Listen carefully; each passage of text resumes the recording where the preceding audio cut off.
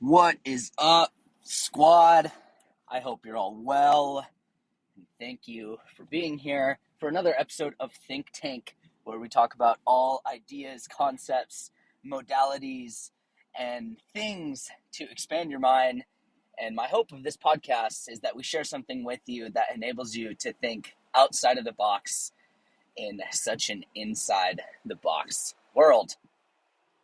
Today, we are going to talk about NFTs and not buying based off emotion.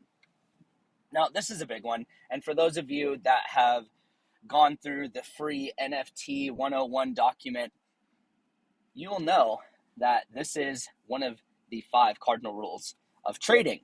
Not just NFTs, but of trading. And one of the main rules is do not buy, as well as do not sell, based off emotion. This is panic buying and panic selling.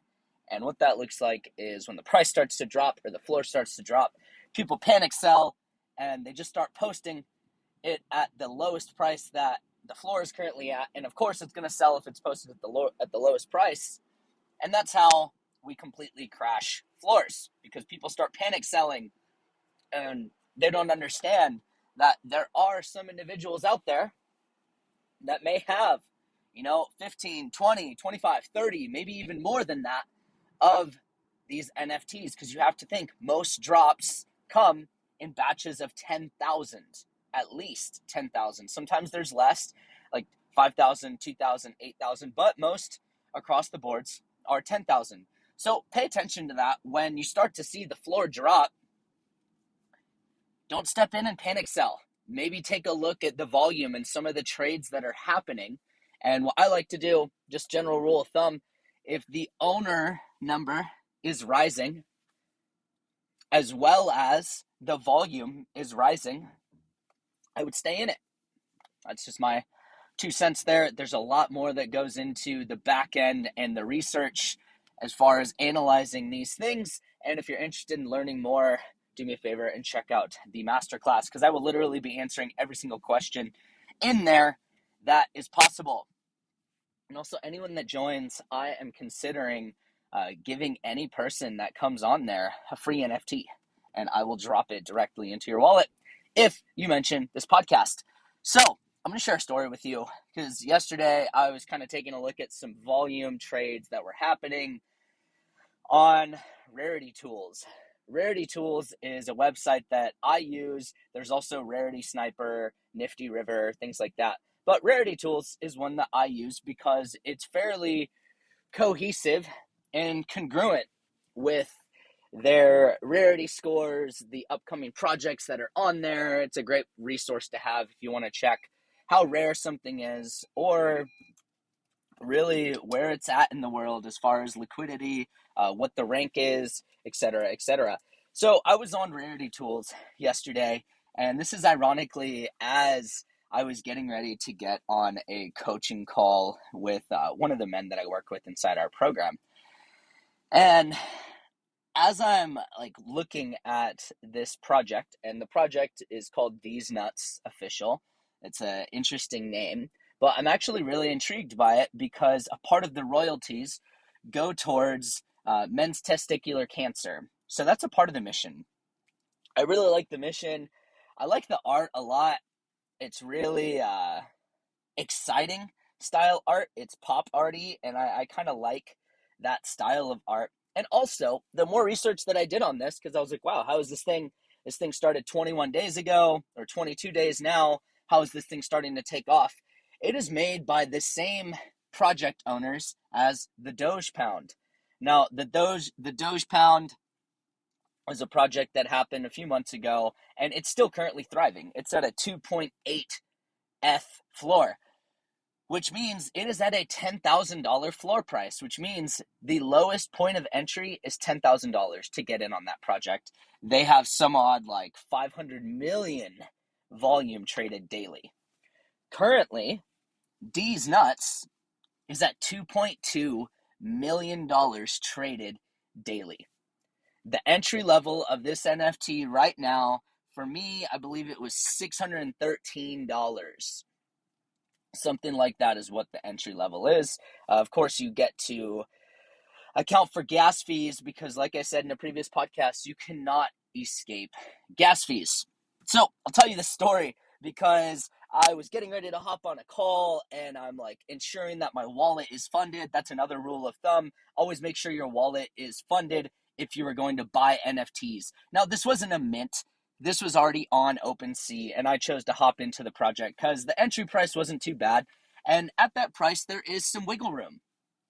I'm doing this based off the perception that this is going to potentially moon the same way that Doge Pound did. Now, that's not to say that this will happen in 24 or 48 hours. It may or may not. You have no idea. This is when I track the things through Etherscan and I take a look at the volume traded. I'm in the Discord. I'm taking a look at what the announcements are. What is the project doing for marketing and things like that. So there's a lot that goes into this. I don't just look at two numbers and I'm like, oh, let me YOLO a bunch of money. That's dumb. Don't do that. So I'm looking at this project and I found one that I liked. I checked the rarity and I liked where the rarity was based off what my entry point could be. I also liked the art a lot. So I'm like, all right, I'm going to buy this.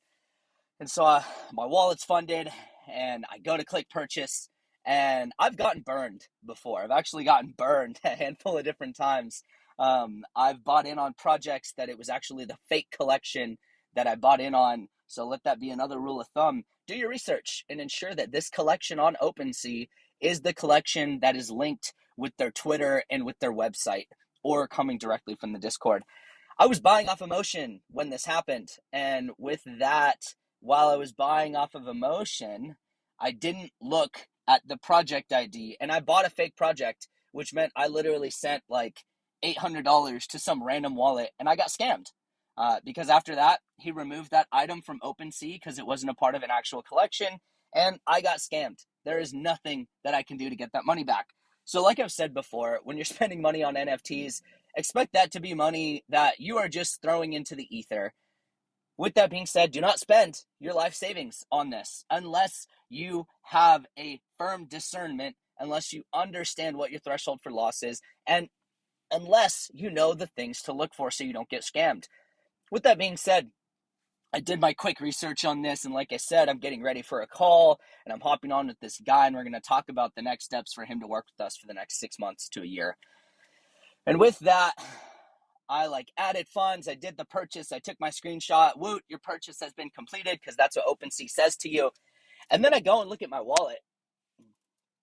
And I realized that right before I made this purchase, OpenSea had crashed for a moment, which that happens every now and then. I mean, OpenSea has millions and millions of people funneling through there with so many transactions happening a second.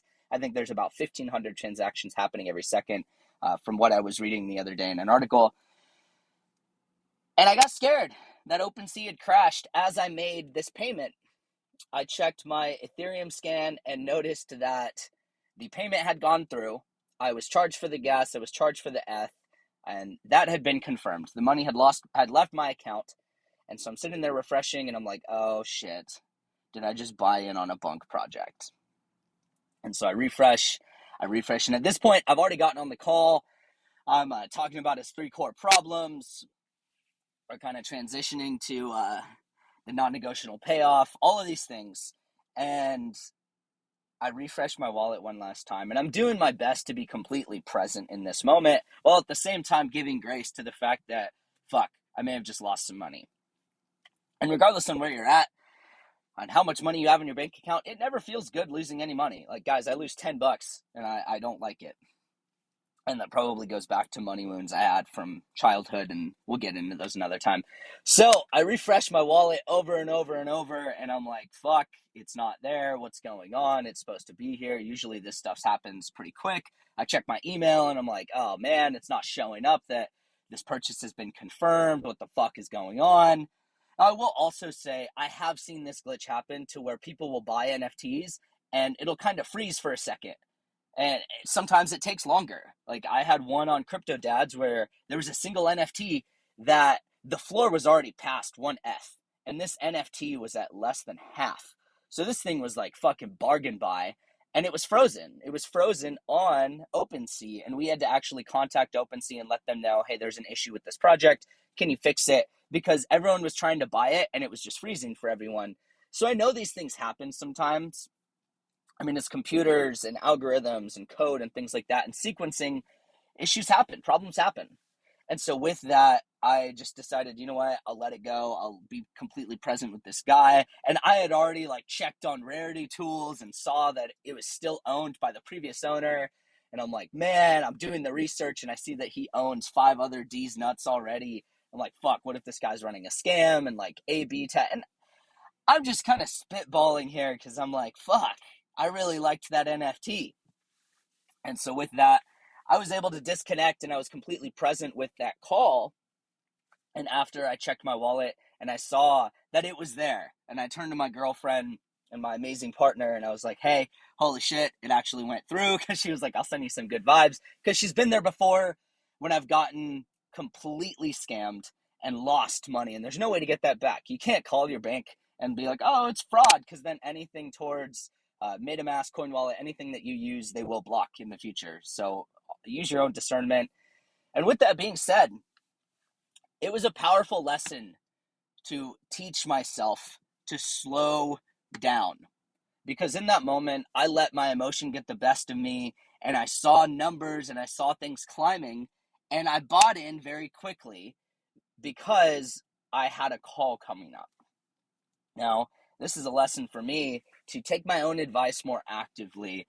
And with that being said, use your own discernment with NFTs. If you guys want to check it out, D's Nuts Official on OpenSea. I feel good about the project. Another one that I'm looking at that actually launches today in about an hour and a half, or an hour and 52 minutes. It's about 7:03 a.m. is Cryptoads. Creature Toads. This is a combination project of Creature NFT and Toads NFT, and it's huge. They have a huge following on Twitter. They have a huge Discord. I know a lot of people that are in on the BAYC project that are getting in on this. And with that being said, I've sent it to a couple friends. So that's your quick pick for today. I appreciate you all listening to this episode of Think Tank, and I will see you on the next one. Have a good one. Peace.